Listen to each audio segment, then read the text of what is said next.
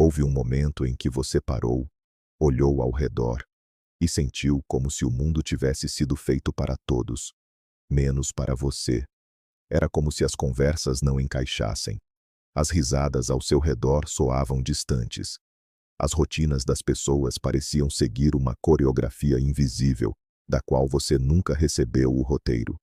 Enquanto os outros se misturavam, pertenciam, se encontravam, você apenas estava ali, fisicamente presente, emocionalmente, um exílio silencioso. Carl Gustav Jung chamava esse sentimento de alienação da alma, não no sentido social apenas, mas uma desconexão arquetípica, uma sensação de que você foi lançado num mundo cujas regras internas você ainda não entende. Para Jung, essa sensação de não pertencimento não é um erro de fábrica, não é uma falha sua, é um chamado que diz: você ainda não encontrou seu lugar, porque ainda não encontrou a si mesmo. A neurociência nos ajuda a entender que essa sensação de deslocamento tem raízes profundas na construção do nosso cérebro. O sistema límbico, especialmente estruturas como a amígdala e o córtex pré-frontal, são moldados desde cedo pelas experiências de acolhimento, validação e pertencimento que recebemos, ou deixamos de receber. Se na infância as conexões emocionais foram frágeis, se houve rejeição, negligência ou até mesmo excesso de crítica, o cérebro aprendeu a vigiar, a se proteger, a antecipar a rejeição. Essa vigilância constante cria um estado interno de hipervigilância social, um ciclo onde, mesmo quando ninguém te exclui, você se exclui sozinho. E o mais cruel é que o próprio corpo reforça esse estado. Os níveis de cortisol sobem. O sistema nervoso simpático entra em alerta.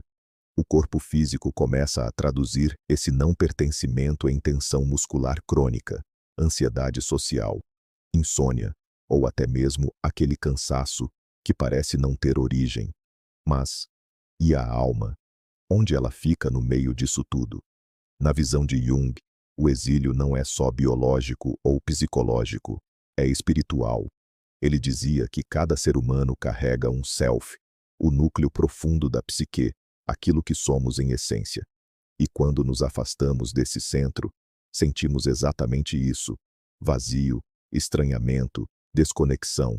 Talvez por isso você tenha essa sensação de não se encaixar em grupos, empregos, conversas, até mesmo em relações afetivas.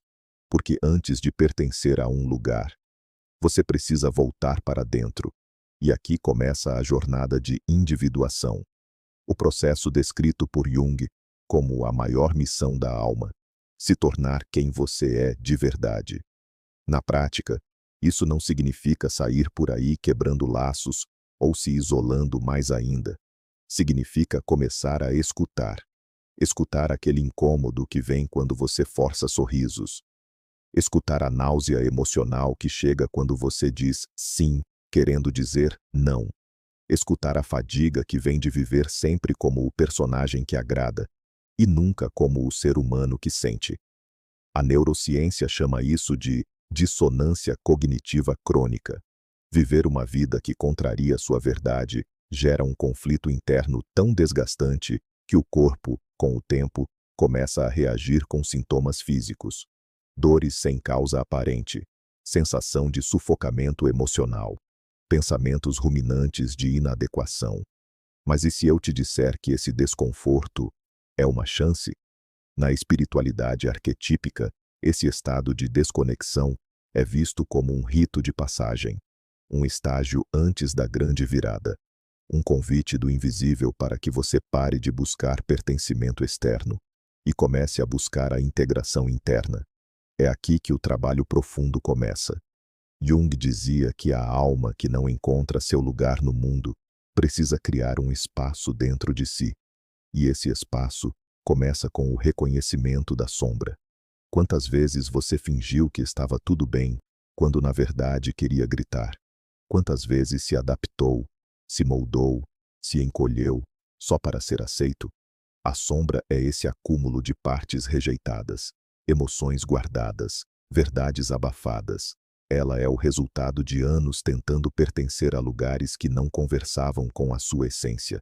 E sabe o que a neurociência diz sobre isso? Que quando você reprime emoções por tempo demais, o cérebro cria caminhos neurais que reforçam o comportamento de autonegação. É por isso que, mesmo sabendo racionalmente o que você sente, você continua agindo como se não sentisse. Romper esse ciclo exige coragem. Exige, por exemplo, começar a nomear o que você sente. Escrever, falar, expressar. Jung chamava isso de conversa com a alma, um diálogo íntimo com aquilo que foi calado por anos. E sabe o mais curioso? Estudos em neurociência mostram que, quando você dá nome às suas emoções, a atividade da amígdala, o centro do medo, reduz. O simples ato de dizer, estou com medo, estou triste, estou cansado de tentar me encaixar, já começa a criar novas conexões no cérebro. Você literalmente começa a reconfigurar sua arquitetura emocional.